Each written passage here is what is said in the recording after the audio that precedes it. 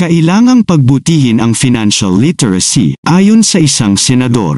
Inulit ni Senador ng elementarya, ang kursong EPF ay sasakupin ang mga aralin tulad ng paggawa ng mga desisyon sa paggastos, sa pagpaplas ng sekundarya, tersyaryo, at teknikal bokasyonal. Ang mga paksa ay dapat isama ang konsepto ng kita at paghahanda ng isang plano sa pag-iimpok, pag-unawa.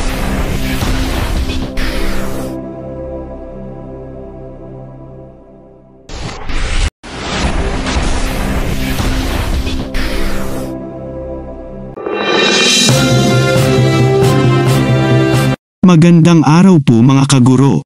Kailangang pagbutihin ang financial literacy ayon sa isang senador.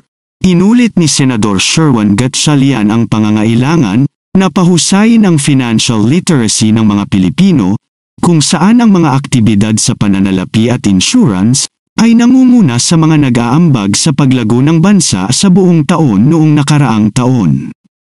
Isa sa mga panukala ni Senator Gatchalian para mapabuti ang financial literacy sa bansa ay ang pagtuturo ng kursong Economics and Personal Finance mula elementarya hanggang tertiary level, isang panukala na ginawa niya sa Economics and Financial Literacy Curriculum and Training Act o Senate Bill No. 479.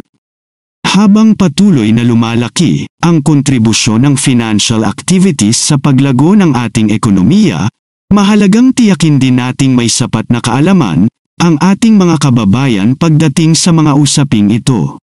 Sa pamamagitan ng panukala nating Economics and Personal Finance course na ituturo sa ating mga paaralan, mapapalawak natin ang kaalaman ng ating mga kababayan pagdating sa usapin ng pananalapi, sabi ni Senator Gatchalian, Chairperson of the Senate Committee on Basic Education.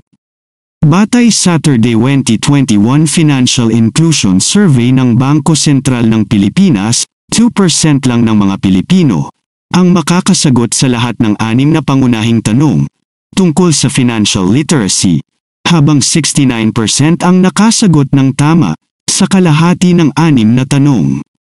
Ibinunyag din ng parehong survey na 42% lamang ng mga respondent ang wastong natukoy ang mga epekto ng inflation sa kanilang purchasing power, mas mababa sa 55% na naitala noong 2019. Sa ilalim ng panukala ni Senator Gatchalian, lahat ng pampubliko at pribadong paaralan, lokal at estadong universidad at kolehiyo, pribadong universidad at kolehiyo, at technical vocational schools at centers, ay kinakailangang bumuo ng kursong nakatuon lamang sa EPF na magiging bahagi ng kani-kanilang kurikulum. Sa antas ng elementarya, ang kursong EPF ay sasakupin ang mga aralin tulad ng paggawa ng mga desisyon sa paggastos, pagpaplano at pamamahala ng personal na pananalapi, pagsusuri sa mga gastos at paghahanda ng budget, at pagtatakda ng layunin sa pananalapi, bukod sa iba pa. Sa antas ng sekundarya, tersyaryo, at teknikal bokasyonal, ang mga paksa ay dapat isama ang konsepto ng kita at paghahanda ng isang plano sa pag-iimpok, pag-unawa sa financial landscape, pakikilahok sa iba't ibang mga pamamaraan ng pag-iimpok at pamumuhunan para sa pagreretiro, bukod sa iba pa. Ang iminungkahing panukala ay naglalayong magbigay ng propesyonal na pagpapaunlad ng EPF sa mga guro, at isang kurso sa pagsasanay ng EPF sa mga empleyado ng gobyerno at pribadong sektor, na gag-abay sa mga kabataan sa paggawa ng mga desisyon sa pananalapi.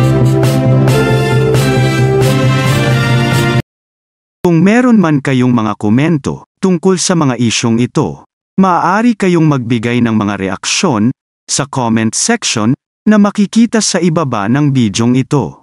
Maraming salamat, at kung ikaw ay interesado ng mga bidyong tulad nito, mangyaring suportahan ang channel na ito sa pamamagitan ng pagpindot ng like, pag-share ng mga video, at kung bago ka pa lang sa channel na ito, please subscribe sa channel na ito at pindutin ang notification bell at piliin ang all upang maabisuhan ka para sa mga paparating pang mga videos.